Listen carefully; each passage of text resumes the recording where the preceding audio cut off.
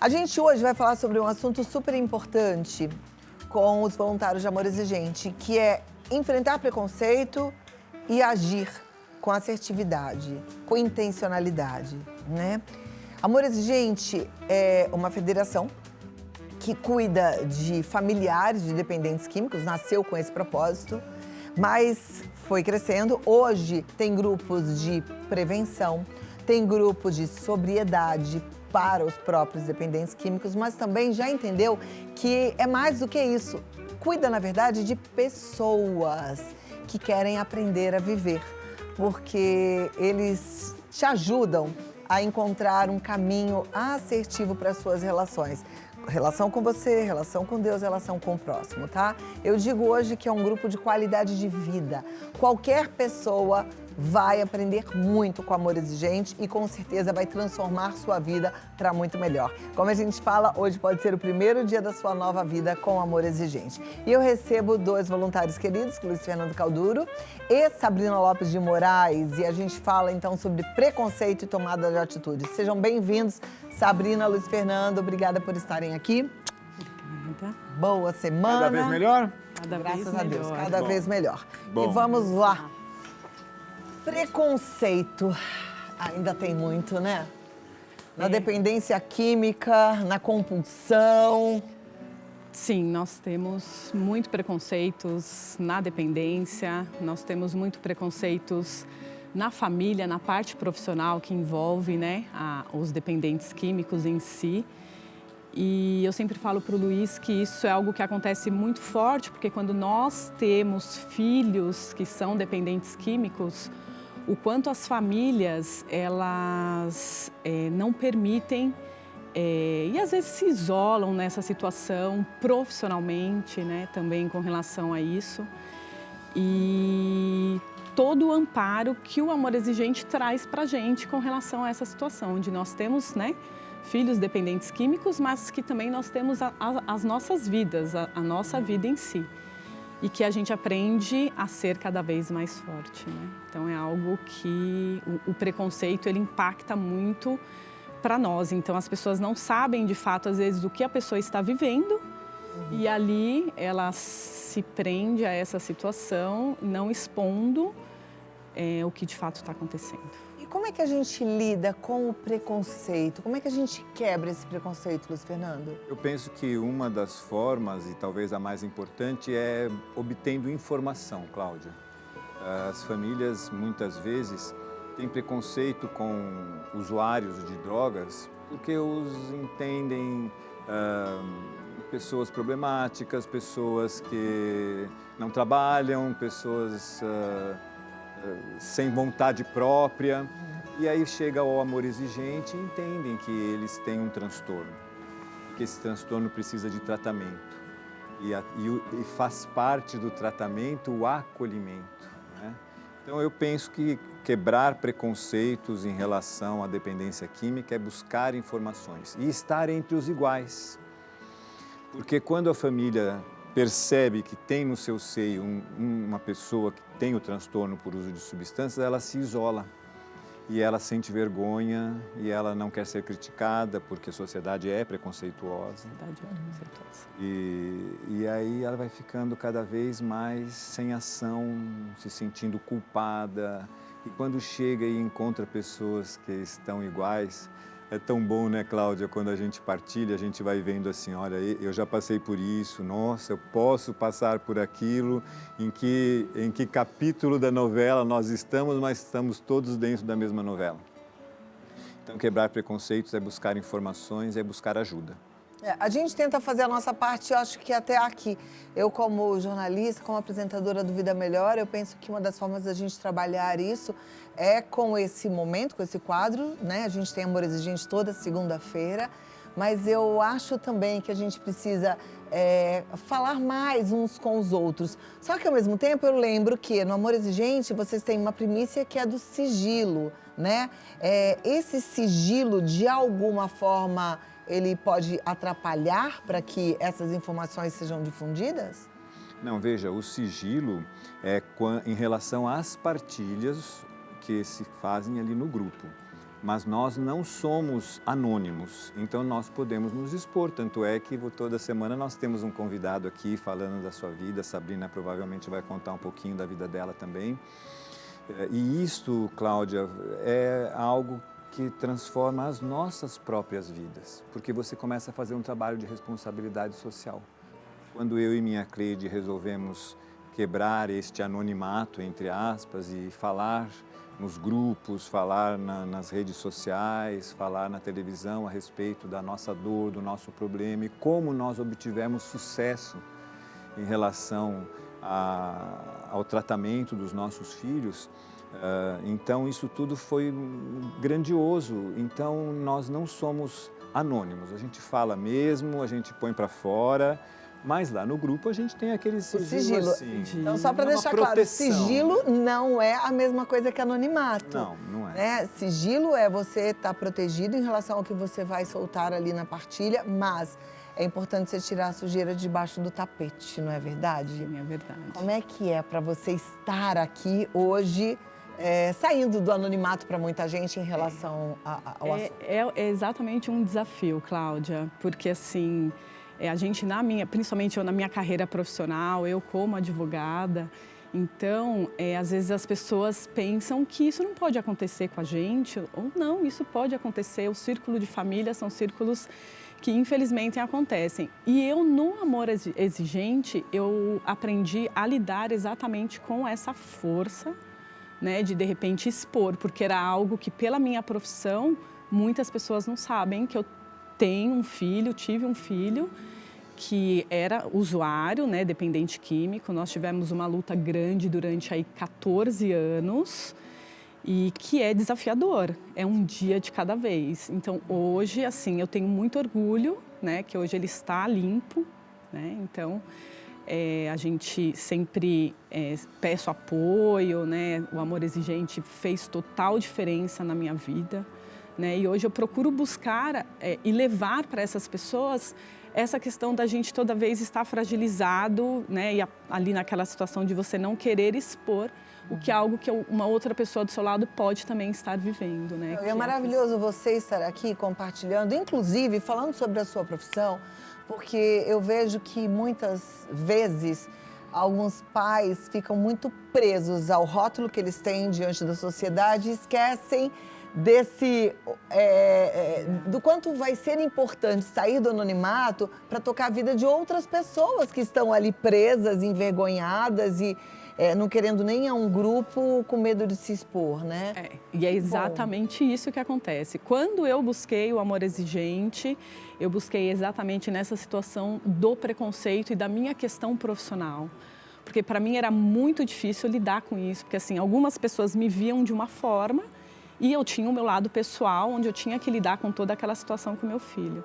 Então, eu me fortaleci bastante, né? Seu filho tem quantos anos hoje? Hoje, meu filho tem 28 anos. E você frequenta o amor exigente há muito tempo? Há 14 anos. Então, ele tinha 14 anos quando você viveu o problema e falou, eu vou procurar ajuda. É isso. O primeiro dia, me lembro como se fosse hoje, foi na porta da escola, onde a diretora ligou dizendo que meu filho estava fazendo uso, né, de drogas. E aquele momento para mim, imagina isso acontecendo comigo de forma alguma. Sabrina, numa escola que provavelmente você escolheu com bastante atenção para o seu filho. Sim, numa escola com bastante atenção, numa escola particular.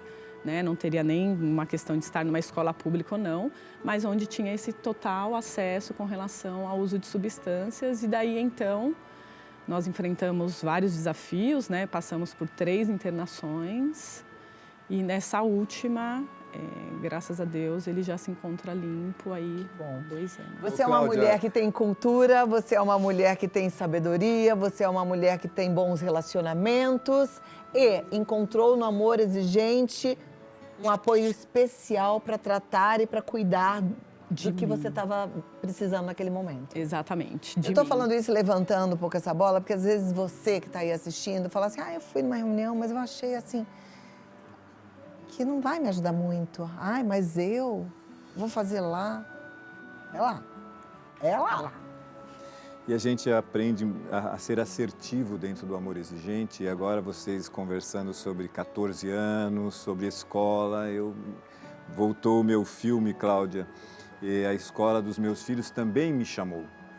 Mas não foi assertiva, ela disse assim, olha, está tendo um problema na escola em relação ao uso de substâncias.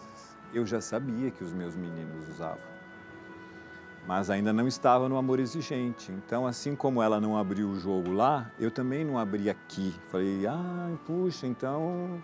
Né? Então, este teatro faz parte do preconceito, Cláudia. Então, como é bom quando você, indo a um grupo de apoio, aprende a ser assertivo, aprende a jogar fora o preconceito e unir forças, escola, família, comunidade. Eu fico pensando, o que teria acontecido, Sabrina, com você e com teu filho, se você tivesse deixado o orgulho falar mais alto?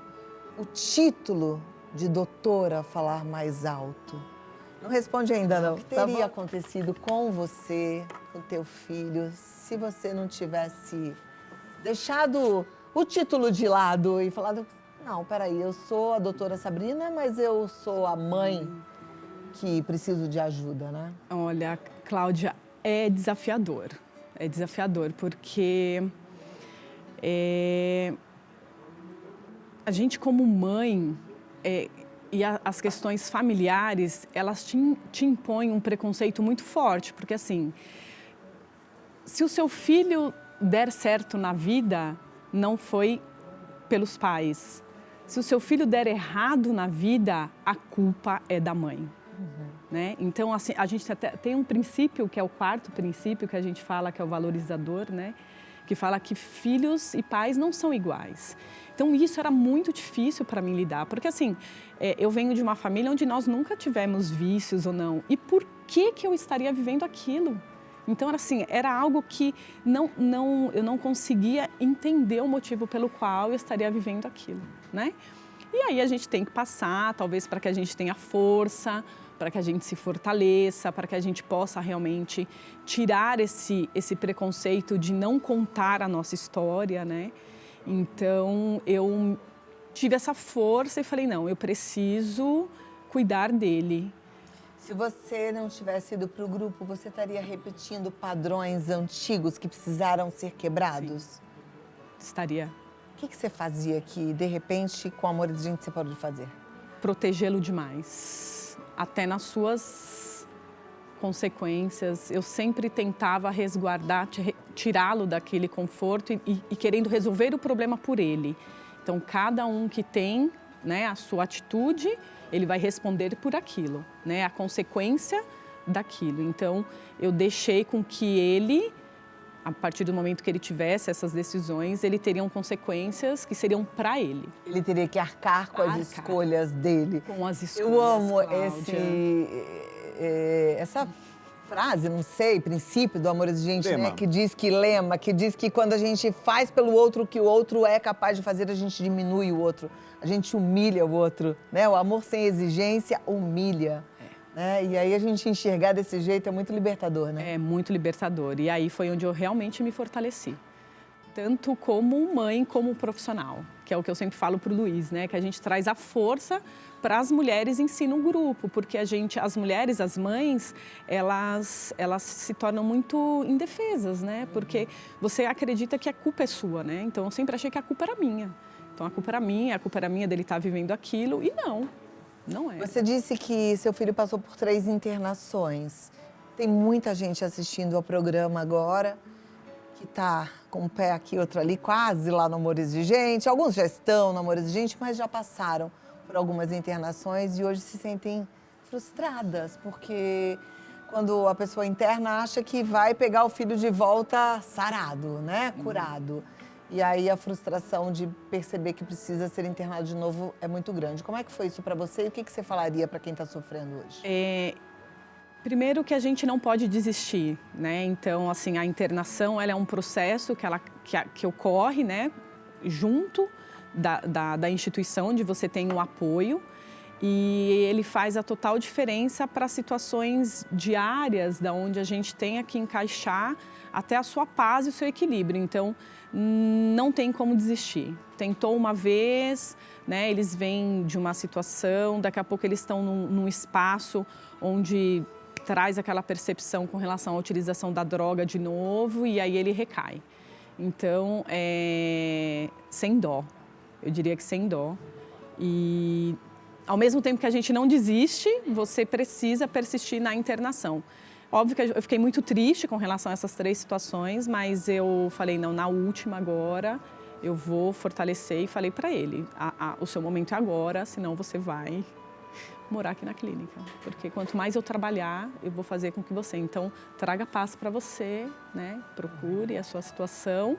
E para nós, para a família, para as famílias em si que vivem isso, porque só a gente que vive sabe de fato o que acontece no dia a dia com a pessoa que está utilizando a droga.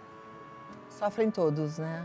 Todos, muito, muito, muito. Sofrem todos, meus pais, a família num contexto. Os pais, os irmãos, né? O pai, todos que estão ali sofrem com a gente. E ao mesmo tempo que a gente tem aquele preconceito, você não pode mostrar o seu sofrimento. Então, onde a gente busca no amor exigente essa ajuda e esse apoio e esse acolhimento que a gente tem lá. E aí acaba acontecendo a mágica, né, Cláudia? Porque você chega a um grupo por causa de um problema específico e aí você começa a perceber que a sua família não era tão terapêutica como deveria ser, não era tão saudável como deveria ser. Quando se fala, por exemplo, de um aspecto que a Sabina nos colocou, que é o excesso de proteção, não é? A superproteção e a falta de limites. Então, a família também vai se tornar terapêutica, vai se tornar uma família curativa. O que é uma família terapêutica, uma família curativa? Uma família que coloca limites, que protege quando precisa ser protegido, quando dá aquilo que a pessoa precisa, mas não protege quando ele não precisa e nem dá aquilo que ele não precisa. Então, tão claro, né, Cláudia, quando a gente pensa em coisas simples, por exemplo, dizer não. Não pode ir em determinado lugar, não pode ir em determinado horário, não vai comprar determinada coisa. Hoje nós vemos aí a questão de excesso de uso de redes sociais e de internet, de celular. Então, colocar o limite, o horário. Agora, a gente ouve e parece que é fácil, né? Mas para quem está vivendo a dificuldade de falar o não, de colocar limite, né? A situação não é fácil, é complicada. Mas, Cláudia, se fosse fácil, nem precisava de grupo de amor apoio. Precisava de Sabrina aqui, que teve que lidar com o filho com 14 anos e depois com 28. A relação é diferente, porque agora é um homem, não é mais um menino. Como é que é ter que ser firme? Agora é um homem que tem família, que tem filho, né? Então, precisa ter responsabilidade e assumir essas responsabilidades. Então, a mãe sai um pouco de cena, né? Todo o apoio que está ali da mãe, parte financeira, seu trabalho, o que você vai viver com aquilo que você ganha, né? Também tem muito disso. Porque... É mais fácil colocar limite num adolescente jovenzinho ou num homem? Eu acho que não... Eu chutaria a alternativa igual. A mesma coisa? Não é colocar limite. Para uma criança de 3, 4 anos, Cláudia, eles fazem uma birra que a gente tem que estar preparado. Sabe o que eu penso, Luiz Fernando, Sabrina, que não é sobre o outro, né? A dificuldade de colocar limite está em cada um de nós. Esse não é difícil para nós, seja para quem for. O codependente, ele não tem limites, né? Não tem limites. E se o padre da igreja pede, eu quero não sei o que em tal horário, vai lá e faz e passa por cima. Você continua assim, Luiz Fernando? Melhorei muito, Cláudia. Tem que estar sempre vigiando, mas às vezes a gente tem umas recaídas e o grupo sinaliza. Olha, você ultrapassou os seus recursos. Porque você chega no grupo fazendo uma queixa. Eu estou me sentindo cansado, eu estou me sentindo estressado. Aí o grupo vai dizer, olha, será que você não está fazendo a mais do que aquilo que você pode? Os nossos recursos são limitados. Nosso programa é lindo, Cláudia, ele é tão explícito. Você chegou lá, você já começa a entender um por um dos princípios e colocar na sua vida. qual foi o princípio mais importante nessa sua trajetória? Você foi para o Amor Exigente num momento, eu acredito, muito fragilizada, com um filho que você descobriu que estava usando drogas. E hoje você tem um filho sóbrio. Com certeza teve um princípio assim que mexeu em você e que fez diferença. Você me conta já já, tá bom? Sabrina, qual foi o princípio de Amor Exigente que fez uma virada de chave na sua vida? Cláudia, nós temos 12 princípios, mas o princípio que mais mexeu comigo foi o esperançador. Que o esperançador é o que você tem a crise e que de crises bem administradas você se fortalece mais. Surge a mudança positiva. Surge essa mudança positiva. Uma mudança positiva. Crise bem administrada é possível se está no grupo, né? Porque se você está numa crise sem estar no grupo, você fica doida, não é? Isso. É isso que me fez, exatamente. Porque o que acontece? Quando eu fui buscar o Amor Exigente, eu estava exatamente passando por um processo de internação e onde a clínica, ela pede o apoio, né, para os familiares. E aí nós começamos a participar desse grupo para que as visitas pudessem serem feitas, né? Então, nós estávamos lá. E esse foi um princípio que me chamou muita atenção, porque nós não sabemos lidar com crises, né? Nós realmente não sabemos. E esse é um princípio muito forte que fala sobre essa questão da experiência. Então, da esperança. Quando você tem a crise e você sabe administrar essa crise, você vai mudar essa atitude ou algo. Acaba vendo a crise como algo muito bom, né? Que bom que aconteceu, porque agora a gente vai sair dessa para uma muito melhor. Você deixa de viver a crise que o outro cria e reagir a ela e passa a criar a crise para que o outro possa reagir à sua ação.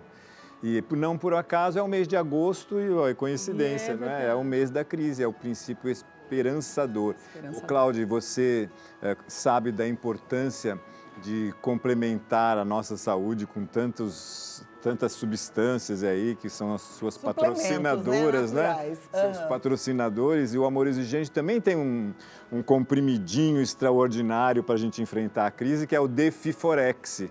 Vá lá no Amor Exigente para você comprar o seu Defiforex. E, aliás, nem lá não é comprar, você vai receber lá o D de defina um alvo, o FI de fixe uma prioridade, o FOR de formule um plano de ação e o X de execute. Aí você coloca o Defiforex na sua vida e começa a criar crises que podem trazer bons resultados. E vão, com certeza, viu? O site é amorexigente.org.br. Tem um WhatsApp, você pode tirar dúvidas, saber qual é o grupo mais próximo da sua casa. Amor Exigente está presente no Brasil inteiro e em alguns lugares fora do Brasil também.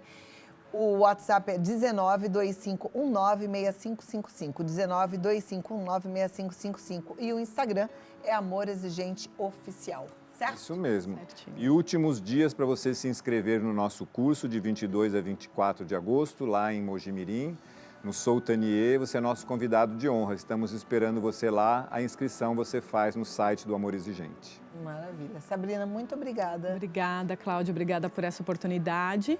E que as mães se fortaleçam e venham até nós para que a gente possa apoiá-las aí nessas situações. Obrigada e até a próxima, viu? Obrigada. Boa semana, minha amiga. Muito obrigada. Paz e bem. Amém.